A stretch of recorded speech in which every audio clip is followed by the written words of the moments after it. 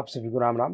मैं दीपक कुमार आप सभी का स्वागत करता हूं दाता स्टूडियो में। दोस्तों, आप सभी से निवेदन है कि वीडियो को देखिए, लाइक कीजिए, शेयर कीजिए और चैनल को सब्सक्राइब कीजिए। दोस्तों, कल दिल्ली विधानसभा चुनाव संपन्न हो गया। 70 सीटों वाली इन विधानसभा में कुल 699 उम्मीदवारों ने इस बार अपना भाग आजमाया है। अब उन 699 उम्मीदवारों में से किन 70 उम्मीदवारों का भाग का पिटारा खुलेगा, कौन इस बार दिल्ली विधानसभा में पहुंचेंगे, इसका खुलासा 8 फरवरी को हो जाएगा। लेकिन चुनाव संपन्न होने के बाद जो खबर न्यूज चैनलों और अन्य राजनीतिक विश्लेषकों और वरिष्ठ पत्रकारों के हवाले से दिल्ली से आ रहा है, वह दिल्ली के राजा के लिए अच्छा नहीं है। वह राजा जिसने दिल्ली विधानसभा में खड़े होकर ये घोषणा किया था कि दिल्ली का राजा मैं हूँ। एलजी वेलजी कौन होता है, कहाँ से आता है, ये कहाँ से आया है, यहाँ तो लोगों ने मुझे यहाँ का राजा बनाया है। उस राजा का राजगद्दी खतरे में दिखाई दे रहा है। और सिर्फ राजगद्दी ही नहीं, उस राजा का पूरा राजनीतिक भविष्य खतरे में दिखाई दे रहा है। जैसा आंकड़ा अब आ रहा है, उन आंकड़ों को देखकर पूरा गिरोह सन्नाटे में है। और सिर्फ गिरोह ही नहीं, उस गिरोह का जो सरगना है, जो दिल्ली का राजा था, अब तक वह भी सन्नाटे में है।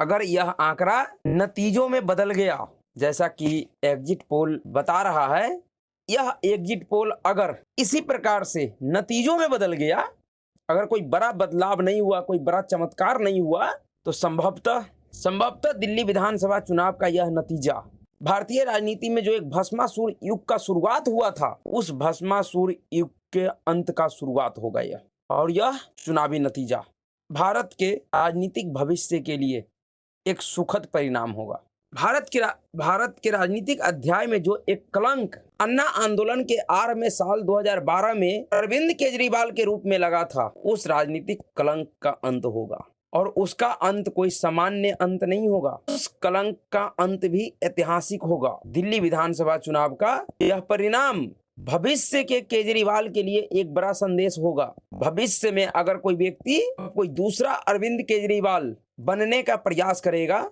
तो इस देश को अन्ना आंदोलन के 2012 वाला अरविंद केजरीवाल और उसका वह राजनीतिक चरित्र लोगों को जरूर याद आएगा।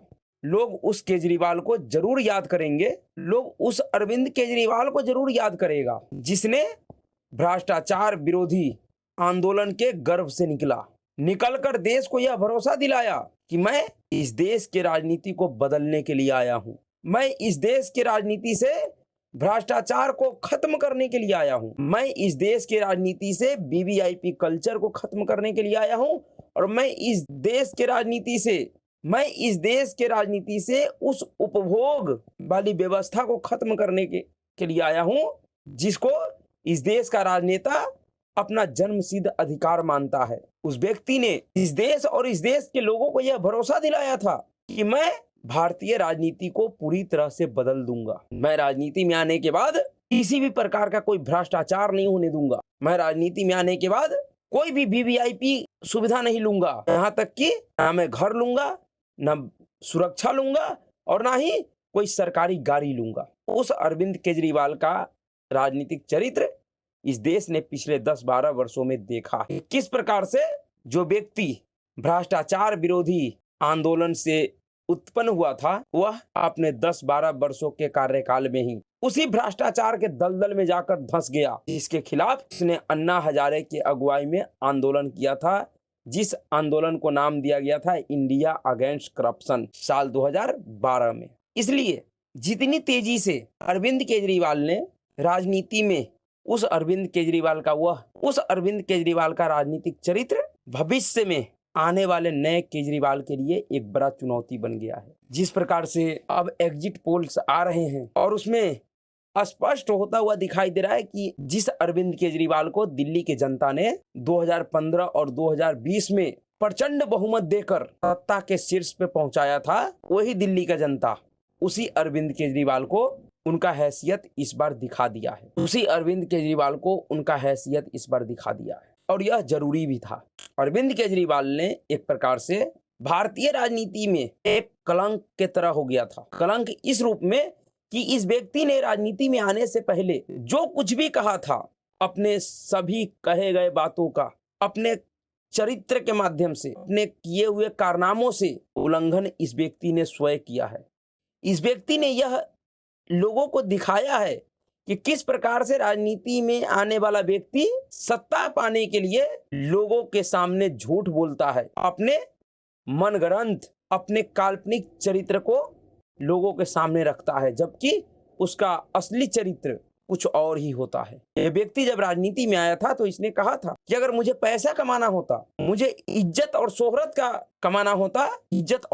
कमाना होता तो मैं एक बड़ा इनकम टैक्स अधिकारी था, इनकम टैक्स का कमिश्नर था, मैं अरबों रुपया कमा सकता था। लेकिन मैं राजनीति में इसलिए आया हूं कि इस देश को राजनीति बर्बाद कर रहा है, मुझे वर्तमान राजनीतिक परिस्थितियों को बदलना है। मैं राजनीति को बदलने के लिए आया, मैं लोगों का सेवा करने के लिए आया हूँ, मैं लोगों को उनका अधिकार दिलाने के लिए आया हूँ, मैं पैसा कमाने के लिए नहीं आया हूँ। लेकिन जब इसके हाथ में वह शक्ति आया, वह पावर आया, फिर इस व्यक्ति ने जिस प्रकार से राजनीति किया, वैसा राजनीति ना तो आज तक किसी भी राजनेता ने किया होगा और ना ही आने वाले दिनों में कोई करेगा। दिल्ली में पिछले 10 वर्षों में इनके सरकार के शासनकाल में ऐसा कोई भी विभाग नहीं है जिस विभाग में घोटाले नहीं हुआ है, जिस विभाग के खिलाफ जांच नहीं चल रहा हो। और जांच कौन कर रहा है?